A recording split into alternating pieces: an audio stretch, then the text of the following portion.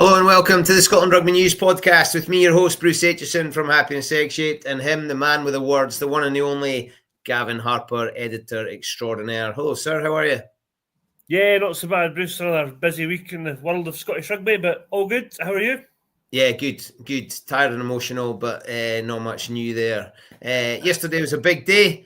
Lots of schoolboy rugby at Murrayfield, and lots of boys getting a chance to play on a stage to get excited about, whether it's the Hive or the main bowl. You were there for most of the day. Pretty impressive stuff. Yeah, really good. And actually some really, really good rugby. Like, you know yourself, you get to finals of competitions and teams can really clam up and don't kind of play their best. But actually there was some really good games. The 18s final last night was a really good advert, I think, in the first half. But even throughout the day there was some really good stuff.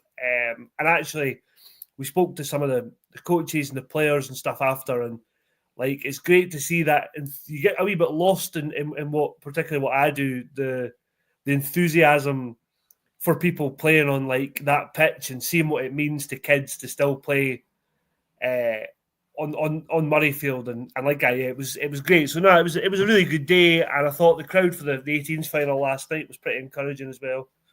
No, that's good. The thing for me is always what happens next. I know there's some unions that employ people to look at that transition from 18s or schoolboy rugby into what happens next. I'm not sure we've necessarily got MD assigned that role in this country, but to think that how many games at how many, so two age groups, 8 teams maybe at each age group. So, 16. So many kids playing yesterday in a final that hopefully they loved.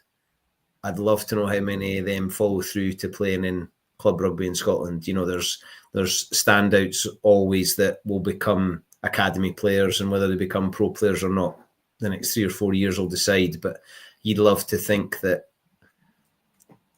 75% of those kids that played yesterday will still be playing in 10 years' time, but I don't know the stats, and this is all just anecdotal in my own feeling. It's sad to think a lot of those kids yesterday that were buzzing won't be in 5 to 10 years' time.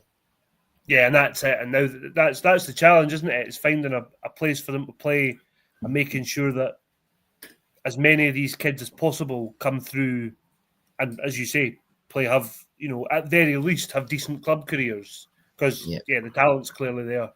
Yeah, and just the love for the game. Yeah. And there was, like you say, the crowd was good. It would be nice to think those crowds were going to club games to keep encouraging those people on the pitch or volunteering to be referees or committee people. Or we could spend hours on that, but as a day in itself, I think it's a positive thing. When I was a lad, the final was before the Easter holidays, so it was in March. Yeah. Not necessarily nicer weather, but the weather started tipping it down at one point, and you thought, oh, you just love this to be in better weather. But that's probably also a discussion for another day. That's one we've done, I think, a few times before.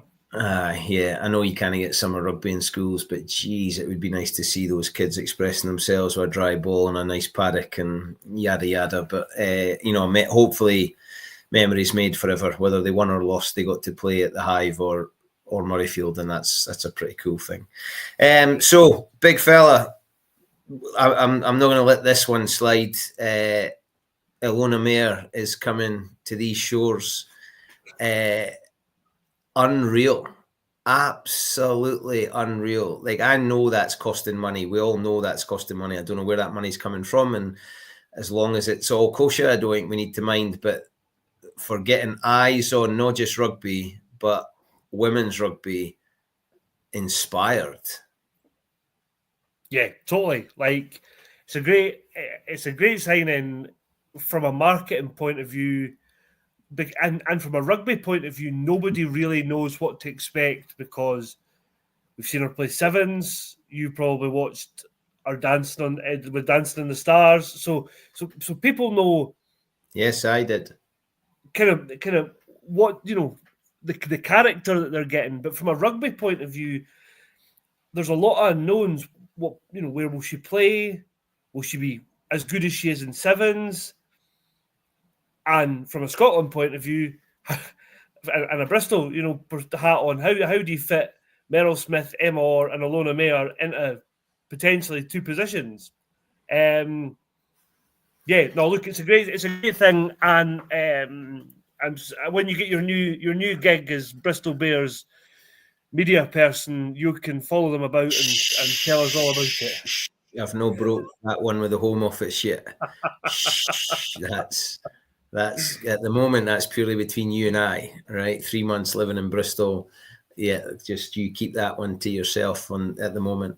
But I saw something today saying she said, I'd love to make enough money just playing sport, but I don't. So I'm doing this stuff because it generates income, and she appears to kind of enjoy doing it. I'm sure she could do without it, but there's also the role model bit. Some professional athletes that doesn't fit well with. They don't want to be a role model. They just want to play sport. A lot of female athletes understand it because they're at a different point in the evolution of female sport, especially rugby. But she gets it, and she's trying to be a positive role model. Rona said to me that Ilona had sent her a message on Instagram, kind of giving advice, like saying, try this, do this, sort of really supportive, not just this is about me and I can be the only one that dominates social media, but trying to help Rona. And that's gold. I think that is just class. And whenever I've spoken to some of the female athletes that know her or have mixed with her, they say she's a class act. Yeah. And that'll obviously have a big effect on the players at Bristol. From a Scottish point of view, you'd like to think that then puts more eyes on somebody like Emma Orr, who we've talked up on this podcast for a long time. But it's great exposure for these people as well, because all of a sudden they're them as people and as athletes will be open to a whole new audience. So now look, it can only be a good thing. As you say, it's obviously costing money. Bristol have clearly got deep pockets. They've just signed Tom Jordan. They were linked with Freddie Douglas. So there's obviously a lot going on at Bristol. But it has to be a good thing for the overall game. And they're moving from potentially a stadium that holds 2,000 folk to a stadium that holds over 20. And they've already sold 1,000 tickets for a game on the 5th of January. I've been checking Google to see how long it takes me to drive there and back. Like, I think it's a brilliant thing. I can't, there's no comparison. Like, Sia Khaleesi went to Racing. It didn't, like, if he moved to Edinburgh, it wouldn't have that impact. If Sia Khaleesi played for Bristol, it wouldn't have the impact. Yeah. Sia Khaleesi playing in South Africa is probably the biggest impact, because he's impacting his community, his country, telling his story. His story, while you can draw parallels, it's not the same as a kid growing up in Edinburgh. It's not the same as a kid growing up in Bristol. Ilona Mayer's story is just completely different, and it's just blown the whole thing to bits. I think it's genius. Yeah. I mean, that's it. I think probably the comparison, if you could kind of make it, would be if Finn came back to play for Glasgow again, you'd probably see Scotstoun sold out every week. But it's still not the same, because what they've done essentially is take a punt on this as a marketing tool and almost bank on the fact that the rugby will either it'll come, or she's there for 3 months. So if it doesn't, it's a risk worth taking. So look, I think before the Rugby World Cup, I've got my tickets for the first game, so I'll see her against England if she gets in the US squad at Sunderland. I hope it works out better than when George Best signed for Hibs. That's what I'm saying. Yeah, I think the less said about that, probably the better for everybody concerned, including and mainly you. Well, I class. It's going to happen. I'm telling you, it's going to happen. There's no restraining order in place as yet, so there's determination in egg-shaped heads just now. Right, let's turn our attention to a bit closer to home. Let's start with Glasgow, because last week we were looking at that team list, wondering what we were staring at, and the genius of Glasgow is they just find a way. And to get a win against Scarlets with a very inexperienced, untried front eight, decent backline, but big lads are always telling me that's where the game's won and lost. That's a massive sign of progress. That of this year, you'll struggle to find probably a more meaningful result than that one. Yeah, totally. And actually, that's the kind of game that could make or break, being in the top 2, the top 4, and having to go away to a Leinster, for example, in a quarter-final. I think we talked up the backs before the game, and then they lost Adam Hastings so early on that the one outside back they had on the bench was pressed into action with it after half an hour.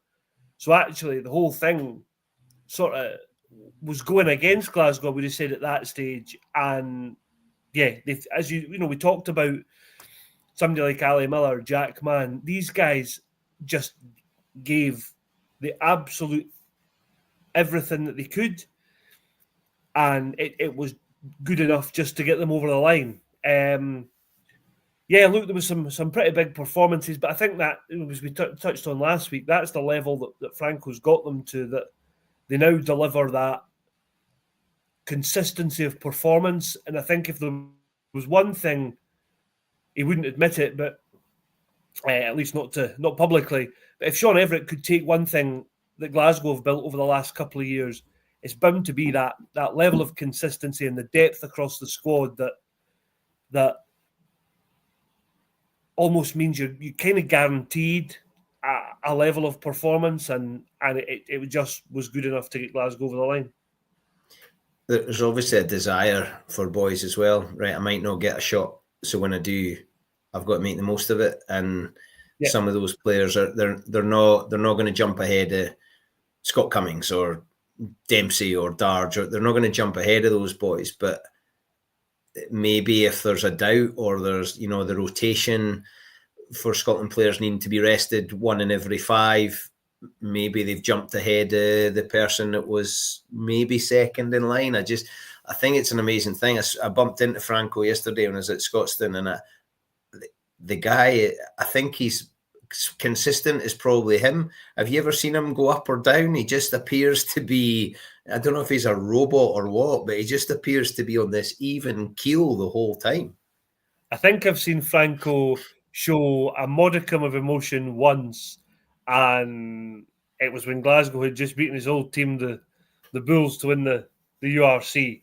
And even then, he wasn't getting overly carried away. And, you're right that he is very consistent. You know exactly what you're going to get from Franco as a person, but also you know exactly what to expect now, I think, from a Franco Smith team. I expect that most of the guys who started, particularly up front last week, will get a rest this week, but they've done themselves no harm in terms of trying to get on the bench, or maybe getting in when, as you say, when the squad's rotated again. It's the ultimate squad performance last week. That could have been a rollover and tickle your tummy, and right, okay, we're going to concede that we'll not get a result there, but we want to be prepped for that. And those squad boys have come in and got a win. So now they got a win, they've had their chance, but they've rested up the big guns so that they can go for sale. I think it's the best of planning going well. That plan could have been in place, but they could have got horsed last week, and all of a sudden it looks rubbish.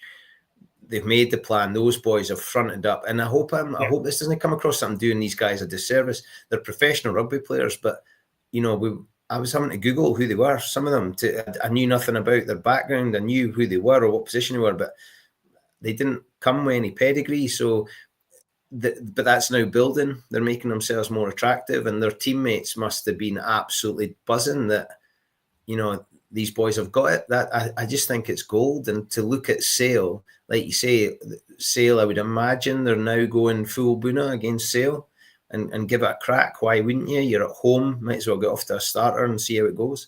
So I just think it's gold in the planning and preparation for this big game. That's it. And, then when you look at the next 4 games before, if including Sale, so Sale this week, it's another European game, Toulon next week, then the doubleheader with Edinburgh. So a lot of the guys who played in that Scarlets game probably knew before the game that they're unlikely to play much before the turn of the year. But then at the start of 2025, there's another European game. Then when you go back into the URC, there's going to be huge opportunities there because the Scotland guys will either need rested again or they'll be away for the Six Nations. And that's when you find people like Gregor Brown, Max Williamson, who last season came in, played all right, kept them, stayed in the team and have gone on to do what they've done, play for Scotland, etc. So now look, it was the ultimate squad performance, and I think it says a lot about the sort of spirit of the squad at Glasgow that they're able to make all those changes and bring guys in who barely played any rugby, and they just hit the ground running. So yeah, obviously Edinburgh have made a lot of changes for this week. The challenge will be, can they replicate something similar and go to Gloucester, which will be very, very tough. They've gone pretty strong. So I would consider Edinburgh winning in Gloucester a bit of an upset, but that's the challenge that they've got to address. Yeah, and Glasgow, Sale, I don't know how Sale prepare for Europe, if it's a focus for them, or are they going big, or I don't know, but it's a chance for Scotland supporters to see a couple of Scotland players coming up to play for Sale. It's not a trial in the way that 1872 is, but it's a chance for maybe a couple of Scotland reps to come up and play in Scotland. Yeah, totally. And if you look at it from individual perspectives, Gus Waugh will probably get a chance to go against George Horn, Jamie Dobie. So, Gus missed out on the autumn squad, probably to those two and Ali Price. So he'll be saying, well, this is my chance to show Gregory got that wrong, or to say, look, I'm still very much here, very much in the mix for the Six Nations. And Aaron Reid, I think, scored a couple of tries, or scored at least one try for Sale last weekend. And, you put him against somebody like Kyle Rowe, and all of a sudden that becomes a bit of an international shootout as well. So now, look, it's a great opportunity for them. I think Sale are a good side, and they've got plenty quality operators. You look at like the Curry brothers, and that Sale pack is pretty formidable. Stick George Ford in most teams, and they're normally pretty good. So yeah, that could be it's another tough one for Glasgow. But if they've got serious ambitions of being European contenders, then you've obviously got to win your games at home. And Glasgow have made Scotstoun a bit of a fortress. So we'll see how it goes on Saturday night. I just think even for URC to get results in Europe, I don't think Glasgow have got enough to win the European competition.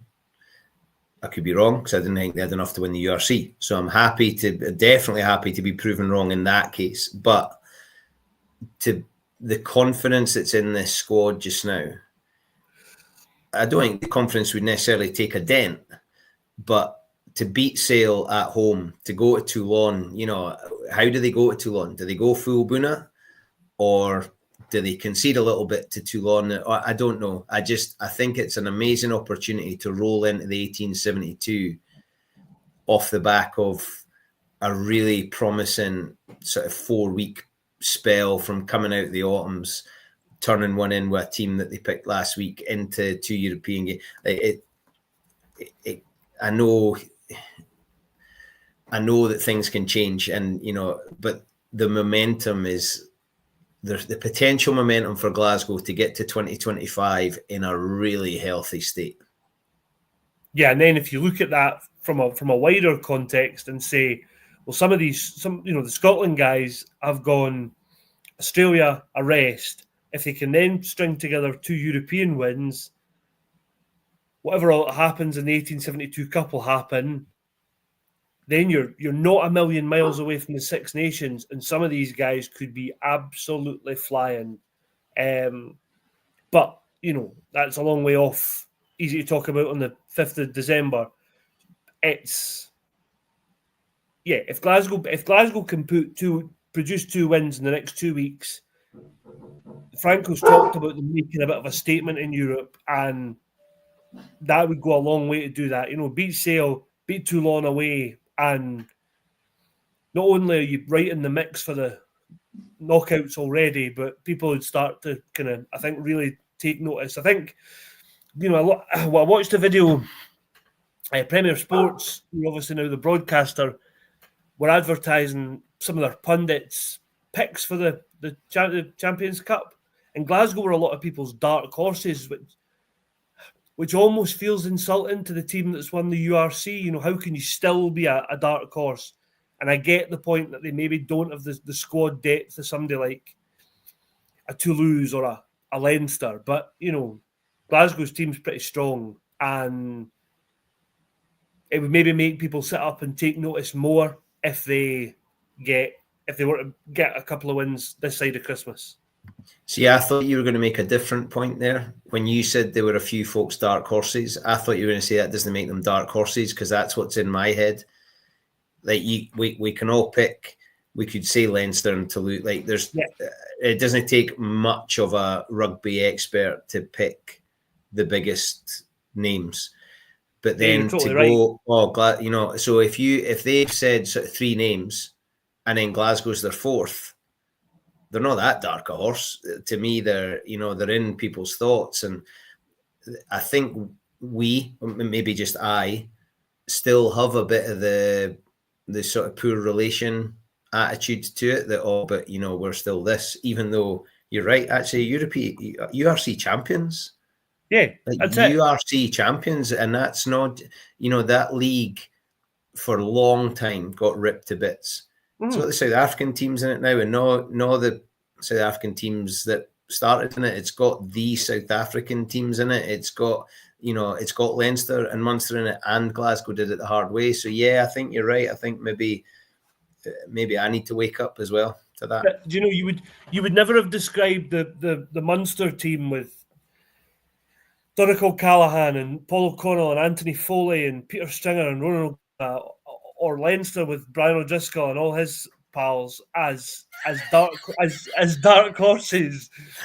I thought we could go on and on. Rocky, Rocky Elsom and Conte Pome and all these guys, like some of these guys, and because they had more outside influences as stars, if you like, particularly that Leinster team, they had recognition from all across the world. Like, people look at Leinster and say, well, Geordie Barrett, plus 2/3 of the Ireland team, Sneeman, like, it's just their squad. I didn't get the whole Geordie Barrett Sneeman thing. They're not exactly a loan of mayor, are they? Like, is Geordie Barrett selling more tickets? I don't know if that is that even a consideration. Do Leinster need to sell more tickets? Well, no, because they're filling out the big show. But it's also, he's blocking somebody. He's blocking that's again for another pod. Yes. I'm getting good at this. I'm teeing up all these pods that we've not got time to do. Right, listen. Let's move to Edinburgh. Let's go back before we look forward. You were there on Saturday night. I was there on Saturday night. I've not seen as many bonkers games as that. Definitely at home for Edinburgh. Edinburgh have been involved in some bonkers games. It's 35-0 at half-time. Bonus point wrapped up after something like 24 minutes. And it ended 50-33. Like, it was... And olden days when we played, definitely when I played, you would say, "Oh, that's a 20-point wind," or "That's a whatever." Yeah. Surely professionals are not going, "Oh, that's a 30-point wind," that, or 34-point wind, as it turned out with the average. I mean, that's mad. Nah, and I don't buy that, and I also didn't buy that the wind. And maybe I'm wrong, but from where we were, I didn't think the wind was as strong in the first half. Like, the wind was basically, to me, not a factor in the first 20 minutes. It then picked up, and by half time, it was pretty severe. But do you know one of my favourite bits of the game? Benetton turned the ball over, and Umaga got the ball, and I thought he was going to leather it the length of the pitch because he had the wind, and it probably would have been a 50-22, and he chipped it, gathered it, and took off. And if it wasn't for Matt Curry getting that kind of angle right and the bounce of the stupid ball, Curry was able to beat him to it. That was a bit of, I loved that. I love Umaga. I think he's got something really. I don't know where he can go, but I really loved that bit of play. It was all about him. There was no plan to that. That's just, he saw a situation, he responded to it, he took off. He's quicker than I think I gave him credit for. It was a great bit of play. If that had been all about the wind, he would have leathered that.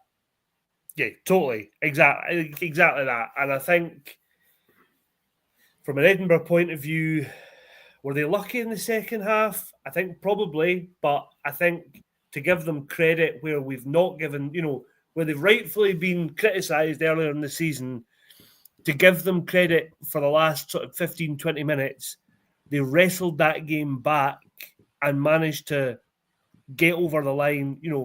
We chatted to Magnus Bradbury after it, and he said the second half was... He was brutal, wasn't he? Completely ridiculous. And actually, that kind of honesty and that assessment is completely right, because it was just a farcical way to throw away a 35-point, almost throw away a 35-point lead. The only game I could think of that was like it from an Edinburgh point of view was years and years ago, they played Racing in the old Heineken Cup, and it finished 48-47. Oh, yeah. And it was just like Edinburgh were like 28-0 up, and then Racing took the lead, and it was just, there was drop goals everywhere. It had me kind of thinking of that game, but I haven't seen many games where a team like Benetton in the first half were absolutely woeful. Yeah. And really they just looked completely disinterested. They were forced to bring Louis Lina on and kind of late in the first half. Yeah. I thought he gave them a wee bit of a spark, and then they bought Augustin Creevy off the bench, and he was just running about. He was playing like he was 19. He's nearly 40. And he looks like he's playing because he loves playing. Oh, totally, yeah. Like, he's not playing to pick up a paycheck. I don't think he'll he will like being on the bench because he probably doesn't think he's got 80, and maybe coming on, he was immense and just such a leader. But when he scored his try, which was an experienced player's try, and as he's coming back, he looked happy. You're getting horsed and you scored, but he looked happy. I was like, I love that. Like, good on you, mate. No, totally. And I think that you saw the strength, like a wee bit of the strength in Edinburgh's squad when they were able to bring somebody like Sam Skinner on, and he just helped. I actually thought Ben Healy helped. They just steadied the ship. There was no need for any more ridiculousness. We'd had all that. So I think that's probably where Edinburgh have now got, with Sam Skinner back fit, they've got players who can come on and make a difference. But it was just a mad game. Everybody I spoke to before the game, so I had 4 players in the various bits at Murrayfield beforehand, and I said, look, we keep hearing about the attack. We keep hearing that we're going to progress, and what can we genuinely see?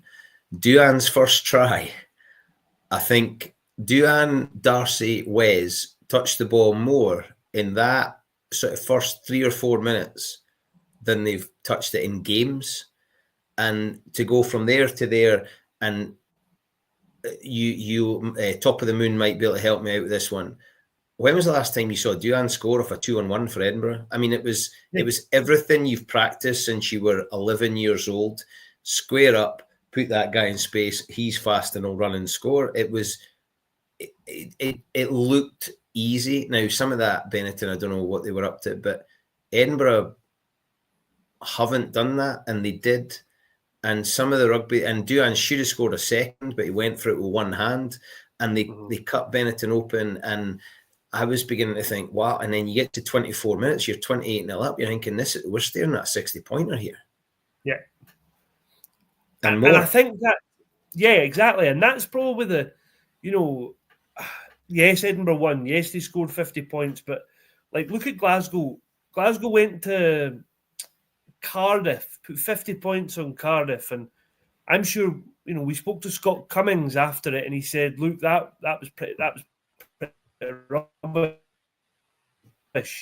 That's like, we can't afford to defend like that because, yeah, our points came easy, but we actually gave them way too many points as well.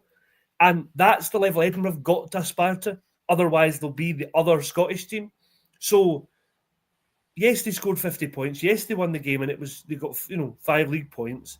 But they have to look at that and say, well, look, there was like at least 25 minutes of that was just rubbish. It was just miles away from where they need to be. But when they clicked, the frustration is that they didn't, that the kind of foot on the throat idea didn't quite come off. Yes, 35 0 at half time sounds great, but it could have been 45 or more because Edinburgh were brilliant in the first half. Yeah, I agree.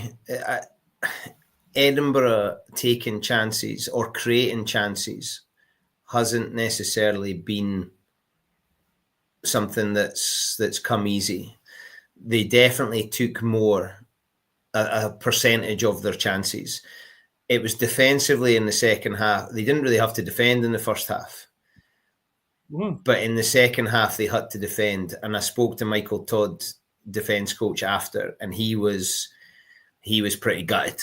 And he reckoned it was pretty simple. We can't be that soft in our own 22. And there's been times in very recent history with Edinburgh that if the opposition got into the 22, they were going to come out with something. And it just appeared that was maybe where we were getting to on Saturday night. But they managed to rescue it. And Toddy was talking about, got to get up off the line, got to make your hit stick. I mean, pretty simple stuff. I do wonder, how often do you have to tell professional rugby players that they have to get up off the line and make their hit stick? Like, that's a weird one for me. Yeah, totally. Like, you're 100% right. It feels like, and actually we spoke during the week about Edinburgh's kind of inability. Sam Skinner was talking about Edinburgh's inability to win games away from home. And that's a mindset thing as well. And he basically said, look, going to Kingsholm's perfect because it's going to be hostile. And you probably don't go to that many URC grounds that have got, barring the Irish teams, that have got really, really hostile atmospheres. And I almost wonder if that plays in, like, it'll be interesting to see how it pans out. And we can discuss it next week. But I almost hope that plays in Edinburgh's favour, that it gives them something to fight for. It's that kind of idea of it being us and them, because Edinburgh's away form is terrible. And, yeah, you wonder about that. People have always, Magnus talked about it, people have questioned that soft Edinburgh underbelly, and they don't do enough to dispel that kind of myth, if it is a myth. I'm really intrigued by the selection this week. in lots of ways. Like Paddy Harrison, I think has to get game time, and Ewan Ashman would be due a rest anyway. And Dave Cherry coming on the bench. So hooker, like, okay. Bohan came on, did well. Hilly, I think, is doing well, and obviously doesn't carry any sort of rest, so he can play 80 minutes every week. So the front row, Pierre gets a rest. Jones and Ray on the bench. I think Darcy Ray's, I think he's enjoying things. He seems to be playing well. His form's picked up. Marshall, Sam Skinner in the second row. Obviously, Gilco gets a rest. Interesting. And then you get a back row, Tom Dodd, Freddie Douglas, Magnus. So Magnus is absolutely the experienced campaigner, leader in that back row. Freddie, it's showtime now, pal. Like, you've had a bit of Scotland and a little bit of Edinburgh. Now's your chance. Like, you're talking about hostile atmosphere. Forget what's happening outside the white lines.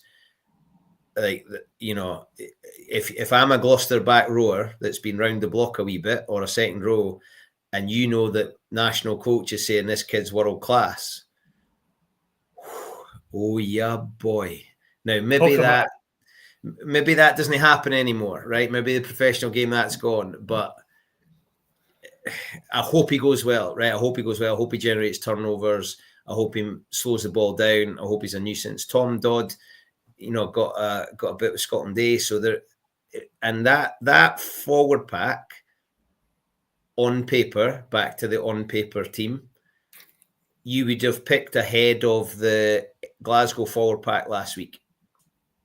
Oh yeah, not entirely, obviously, but you're right. You would say there's more experience. Although Freddie's young, other than that, you're going right. A pack against pack, you'd pick that Edinburgh team. Yeah, I mean, you're absolutely right, and this is it. It's backing that up, and if you look at, like, I just loaded up the Gloucester team, and like Freddie's going to be against Lewis Ludlow, who's one of those hard Premiership. He's my new back pal. row. Obviously had a bit of international experience, but like him and Ruan Ackerman are going to make life pretty uncomfortable at times for Freddie Douglas, and he's responded to, he's excelled almost with every challenge he's been set in the last. Oh, absolutely, and go for it. Like, how are we going to know unless you're tested? Exactly. And we've all bitched and moaned about this for a million years. How are young players going to know? We're going to know. We're not going to know everything, but we're going to know more after Saturday. Friday. Sorry. You're exactly right. We'll know an awful lot more. And we'll know an awful lot more. I think it's interesting you talk about, like, some of the changes.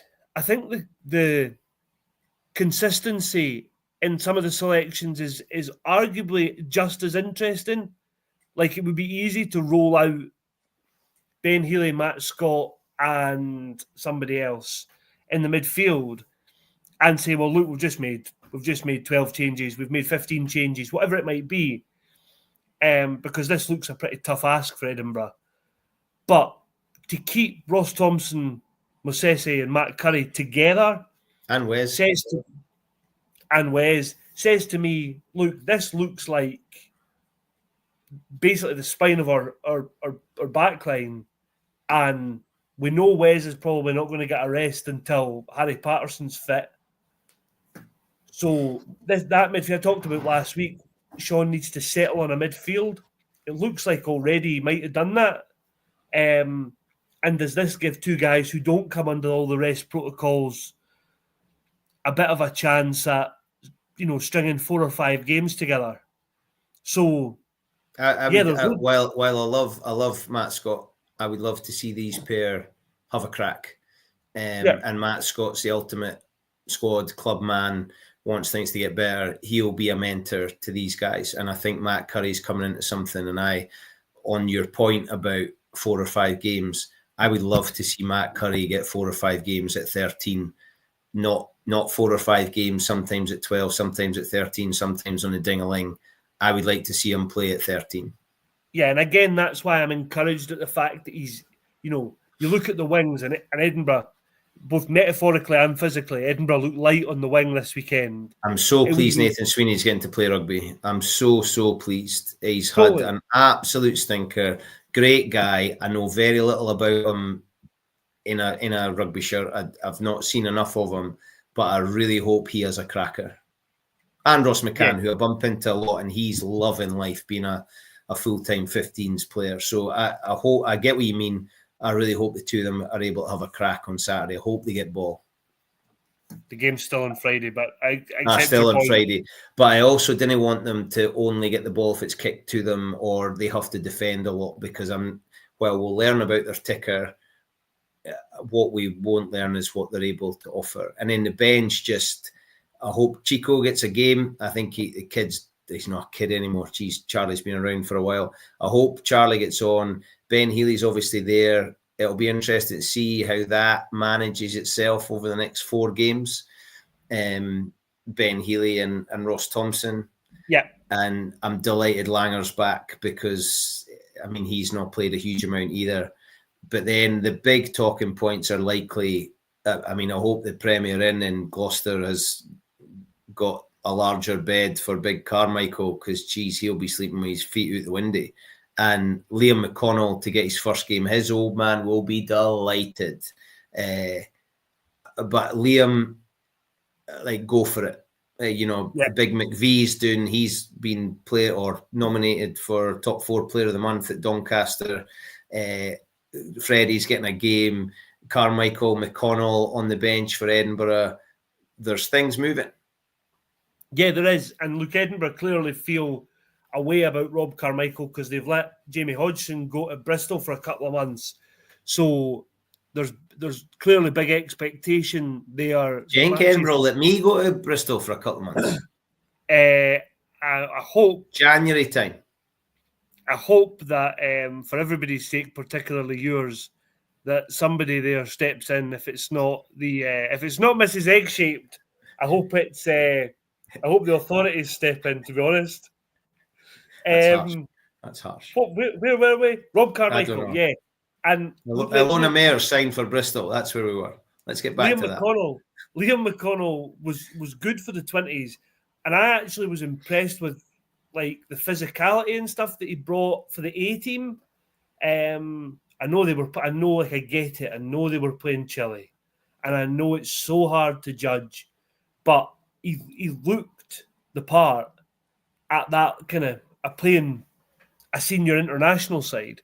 So look, same thing as Freddie. He's going to come on and he's going to be playing against, his opposite number on the bench is Albert Tuisui, who's just a mountain of a man. So look, Liam will have to get stuck in and roll his sleeves up. But as we keep saying, we'll never know unless we throw young players in. Franco's done it successfully. And this feels a bit like, the baton's been handed to Sean, and this is his chance to get some young Scottish kids in the team, and let's see how they go. When you look at the Edinburgh team that could finish the game, barring Paddy coming off for Dave Cherry, you've got Jones, Carmichael, McConnell, potentially Freddie Douglas still on the pitch, Charlie Shield, who, sorry Charlie, I still think of as being young because he's not had the game time I think we would all love him to have.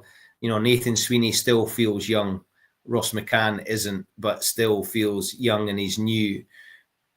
I think, imagine that team gets a win, a 17-15 win like Glasgow did against Scarlets. It would be class. It would be such a good thing for everybody. And if we're counting Charlie Shield in the youngsters club, then Ben Healy's definitely in there because he's 2 years younger. No, I know, but Ben Healy's been round the block and done it. Chico's not seen anything else, and Chico's married now as well. Go figure. I just want the kid to play rugby. I would love Charlie to play rugby, and I think he would love to play rugby. I don't care what MD says. Being a professional rugby player, yeah, it's a great job, but only if you get to play professional rugby, not if you get to train all the time. So I hope Chico gets on. I hope he goes well. And there's so many good people in there. If we finish the weekend with a Glasgow win against Sale and an Edinburgh win at Gloucester, that'll be a very, very positive, happy weekend's work. Couldn't agree more. Yeah, you've summed that up perfectly. Wow. Which isn't like you, but can I get that? Can I get that a quote and put on my website? Possibly. It's not often I sum things up either. If somebody I used to work with said I'm a hard man to have a 10-minute conversation with. I will attest to that 100%. Yeah. Well, big fella, there's lots going on. This run into Christmas or 2025 is quite exciting. You know how I keep getting my dates wrong? Yes. What day is the Hampden game? It's the 22nd. Which is what day of the week? It's a Sunday. I know. Guess who's got on the calendar for a Saturday? So I need a PA. I might put an advert saying 3 months work, January to end of March, happy and seg-shaped PA. And it means remotely they could deal with while I'm in Bristol and we can. Let us know if you get much. Just before we wrap up, Rob, we've got this comment from Robbie saying that, try again. There we go. Liam McConnell's the natural successor to Jamie Ritchie. Thoughts? Firstly, Robbie, I'm never a fan of the natural word getting thrown into things, but I kind of get what you mean. Liam's got leadership potential. Jamie's obviously been a leader. Liam could be a line-out option. Jamie's a line-out. I think there's plenty there. But would we say Darge is the natural successor to Hamish Watson, or is Rory Darge his own thing? I think Liam McConnell, he's going to be different for Jamie. I think there's going to be similarities, but I think there's going to be... And it'll be interesting to see what Jamie Ritchie's future is. Is he going to be a one-club man, which means it'll be very difficult for Liam to be his successor because Jamie's still got 5 or 6 years to go. Yeah, I totally agree with that. I didn't really sum that up. And you need to give your screen a wipe after that cough. There you go. It's the camera, not the screen. There you go. I apologise for that. I have no idea what happened there. Well, I'm a big fan of Liam McConnell. I'm a big fan of him, Freddie, and Tom Curry, and I love that Big McVee's away and doing well because I'm now at the stage of life where I know their dads, or I played with their dads. I think there's a huge opportunity in Scotland, Glasgow and Edinburgh, that we've got a huge number of young players. I'm not sure I can see the opportunities for all of those young players in Scotland. That's my first worry. My second worry is because they're Scottish, I don't know where they go, because why would you take a young Scottish player into a Premiership team? And have we got young players who could cope going somewhere else? And I'm not sure. So, yes, I think there's lots to be excited about. Again. And I've not added Carmichael in there, or Jones, or Morris, or Harrison, or any of the Glasgow boys that fronted up last week. Jarry, there's a whole load of really exciting players in Scotland. Yeah, I totally agree. I think Liam and Jamie have been on very similar journeys. I think they are different players. I think Liam reminds me a wee bit more of a kind of traditional old school six than Jamie, who could probably do quite a few jobs. But he's a six and a half.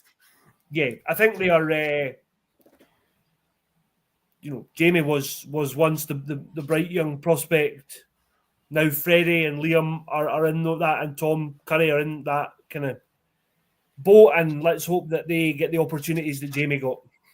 Yeah, no, I think you're right, and I don't know who's out of contract come the summer. I don't have depth charts, and in a lot of respects, I'm not bothered either.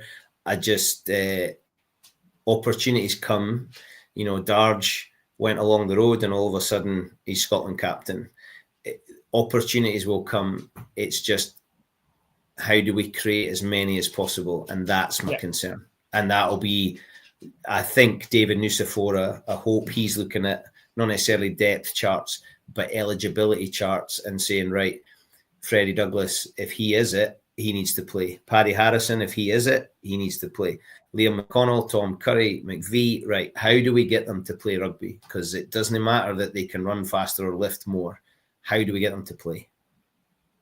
Yeah, spot on. And talking of David Nucifora, I think there might be an opportunity for not you and I, sadly, but for us in the media to be speaking to Scottish Rugby's new high performance man next week. So yeah, we'll wait and see what that brings. But certainly he's been very visible at the Edinburgh game against Benetton, at the Schools Cup final, which I thought was an interesting appearance, and at the Scotland A game. So see, I'm gonna throw this in here.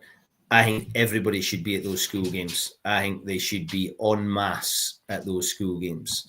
And that's and I don't think that's a bad point, but the reality is that they're not, unless there's a historically. Yeah.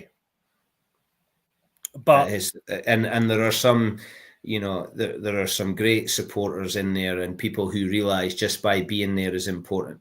Totally. And I think, unfortunately, when it's a professional game, a lot of people need to be told where they need to be and when. There's sometimes not the desire to be there because it's the right thing to do. Is my polite way of putting it. I know exactly what you mean.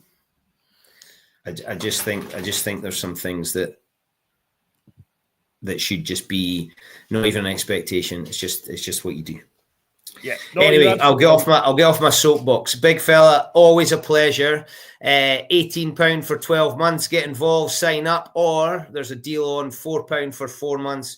Get involved. You can get all the good content, especially over this period of time where, let's face it, it's just one hit after another, and there's loads going on.